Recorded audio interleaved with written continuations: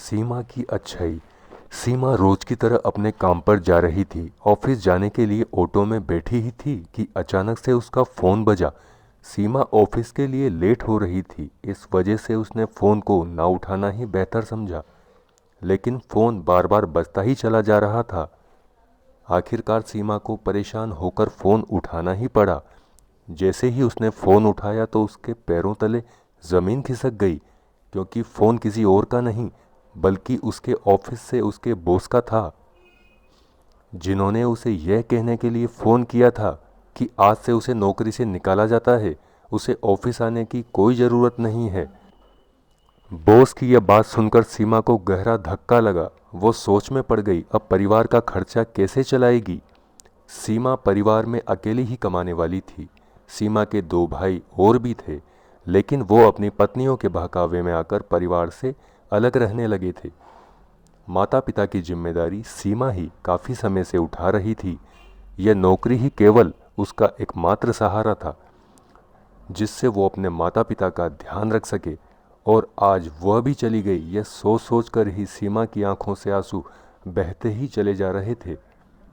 कुछ देर ऑटो में चलने के बाद उसने ऑटो वाले को रुकने का इशारा किया और वहीं उतर गई। उसने देखा कि सामने से एक बुजुर्ग महिला रोड क्रॉस करने का प्रयास कर रही है, लेकिन ट्रैफिक बहुत ज़्यादा होने की वजह से वह रोड क्रॉस नहीं कर पा रही थी। सीमा तुरंत अपनी परेशानियों को भूलकर उस महिला के पास गई और महिला से कहा, माँ जी, चलिए मैं आपको रोड क्रॉस करवा देती हूँ। बूढ़ी औरत ने उसे आशीर्वाद दिया, हमेशा खुश रहो बेटी, तुम्हारी सब इच्छाएं पूरी हो। इसके बाद सीमा बड़े ही भारी मन से वहाँ से घर की ओर निकली। घर पहुँचने पर सीमा ने देखा कि घर के बाहर एक बहुत ही शानदार कार खड़ी थी। वह एकदम से चौंक गई कि उनके घर पर ऐसा कौन आया है। हमारा तो ऐसा कोई रिश्तेदार नहीं है जो इतना अमीर हो। उसने घर का दरवाज़ा खटखटाया। सीमा की माँ ने दरवाज़ा खोला और कहा, बेटी सीमा, कोई तुम्हारा इंतज़ार कर रहा है। सीमा एकदम से चौंक गई। सोफे पर एक सुंदर सा लड़का सूट बूट पहने हुए बैठा था। सीमा ने उससे कहा, जी कहिए, क्या मैं आपको जानती हूँ?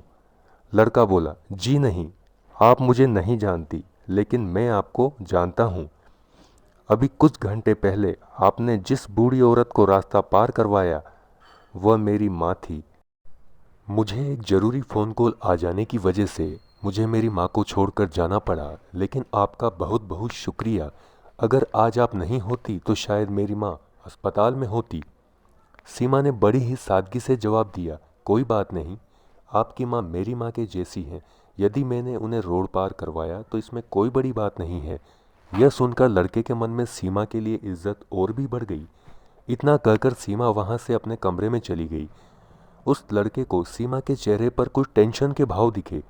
उसने सीमा की माँ से पूछा तो सीमा की माँ ने जवाब दिया कि आज ही उसे नौकरी से निकाल दिया गया है, इसीलिए वो बहुत दुखी है। सीमा ही हम बूढ़े माँ बाप का एकमात्र सहारा है। यह सुनकर उस नौजवान ने सीमा की माँ से कहा, माँ जी, कोई बात नहीं, आप चिंता मत कीजिए, आज के समय में ऐसे नेक इंसान मिलते कहाँ हैं।